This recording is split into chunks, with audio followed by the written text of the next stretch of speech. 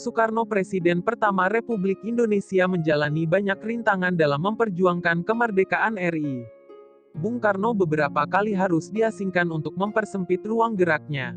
Pemerintah Hindia Belanda tahu, jika Soekarno menjadi otak dari perjuangan orang Indonesia. Beberapa kali Bung Karno harus bolak-balik masuk penjara pengasingan di beberapa provinsi Indonesia. Di mana saja Bung Karno diasingkan. Berikut tempat-tempat pengasingan Soekarno pada masa penjajahan.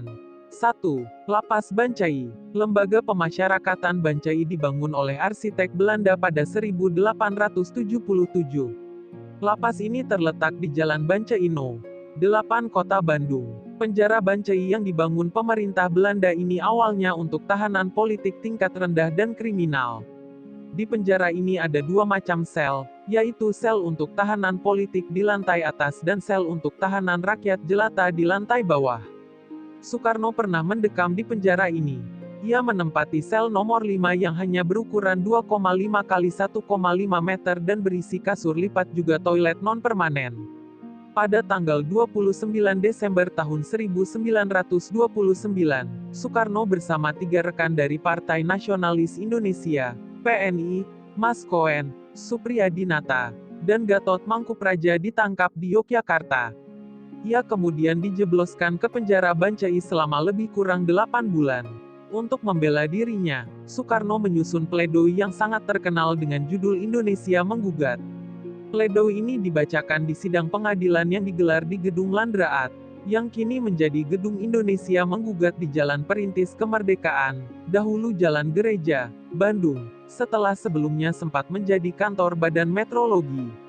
2. Lapas Sukamiskin. Lapas Sukamiskin dibangun pada 1918. Lapas ini mulai difungsikan pada 1924 sebagai tempat hukuman bagi kaum intelektual yang dianggap melakukan kejahatan politik, karena bertentangan dengan penguasa Belanda dengan nama Strafgevangenis voor Intellectuelen. Lapas ini berlokasi di Jalan A.H. Nasution nomor 114 Bandung. Soekarno pernah menghuni kamar No. 1 Blok Timur Atas. Di penjara seluas lebih dari 2 hektare ini, Soekarno menjalani hukuman di salah satu sel dari 552 sel penjara Sukamiskin sejak Desember tahun 1930. Bung Karno kala itu ditahan karena memiliki konflik politik di mana dia bertentangan dengan penguasa Belanda. Kini, sel penjara yang pernah ditempati Bung Karno tersebut menjadi sebuah museum dan diberi tulisan, "Bekas Kamar Bung Karno". Lapas ini juga menjadi saksi lahirnya sebuah karya buku berjudul, Indonesia Menggugat, yang ditulis oleh Bung Karno. 3. Kota Ende. Tempat pengasingan Bung Karno berikutnya adalah Kota Ende, yang terletak di pesisir selatan Pulau Flores, Nusa Tenggara Timur, NTT. Tempat ini dulu dikenal sepi dan sunyi. Bung Karno diasingkan di Kota Ende selama 4 tahun pada tanggal 14 Januari tahun 1934 hingga tanggal 18 Oktober tahun 1938. Bung Karno diasingkan sebagai tahanan politik bersama keluarga kecilnya. Dia diasingkan ke Kota Ende setelah menempuh perjalanan laut selama 8 hari. Dia ditangkap oleh pemerintah Belanda karena bergabung dengan Partai Indonesia, Partindo. Lokasi rumah pengasingan ini berada di Jalan Perwira. Rumahnya mungil yang terdiri dari beberapa kamar, yang di dalamnya terpajang beberapa peninggalan benda-benda Bung Karno selama diasingkan. Terbiasa berada di lingkungan yang ramai dan berinteraksi dengan banyak orang, membuat Soekarno frustasi karena harus diasingkan di tempat yang sunyi.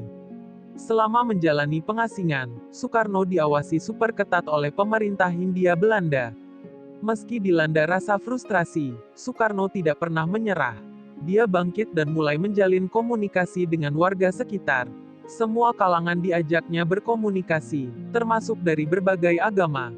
Selain itu, Soekarno juga banyak menghabiskan waktu untuk membaca dan berdialog dengan banyak misionaris. Konon, Kota Ende menjadi salah satu yang menginspirasi Bung Karno dalam menentukan formulasi Pancasila. Inspirasi tersebut juga datang dari budaya dan alam yang ada di Ende. 4. Bengkulu. Setelah 4 tahun mendekam di rumah pengasingan di Ende, Soekarno dipindahkan ke rumah pengasingan di Bengkulu. Soekarno menempati rumah pengasingan di Bengkulu pada 1938 hingga 1942.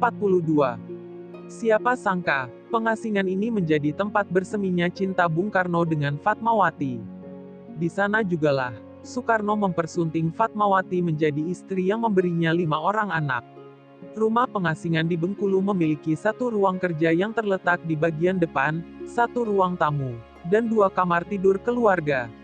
Rumah pengasingan tersebut berada di jantung kota Bengkulu. Rumah pengasingan di Bengkulu ini menjadi salah satu destinasi wisata yang banyak dikenal masyarakat. 5. Berastagi. Berastagi menjadi tempat pengasingan Soekarno selanjutnya.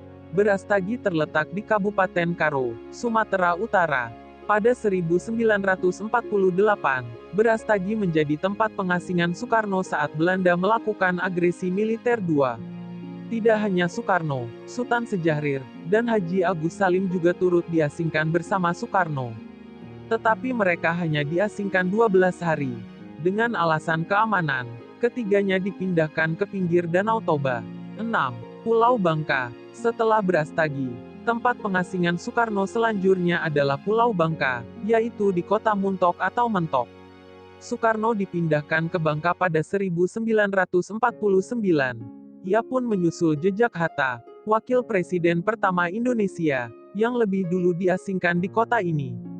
Keduanya ditempatkan di sebuah wisma di Bukit Menumbing. Mobil Ford berplat BN10 menjadi salah satu peninggalan Hatta yang masih dikenang hingga sekarang. 7. Bovendigul. Lokasi selanjutnya adalah rumah pengasingan Bovendigul. Bovendigul adalah penjara alam yang didirikan pemerintah Hindia Belanda di Papua. Kondisinya cukup miris. Lokasi Bovendigul paling terpencil, sehingga kecil kemungkinan bisa kabur dari tempat tersebut. Selain itu, para tahanan yang ada di Bovendigul juga terancam penyakit malaria yang kapan saja bisa merenggut dan menyerang mereka. Tempat pengasingan ini menjadi salah satu lokasi yang paling ditakuti para pejuang.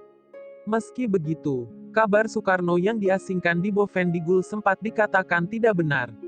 Sehingga belum dapat dipastikan apakah benar Soekarno ikut diasingkan ke tempat ini. Selain Soekarno, Hatta dan Sultan Syahrir juga pernah diasingkan di tempat ini. Itulah 7 tempat pengasingan Presiden Soekarno.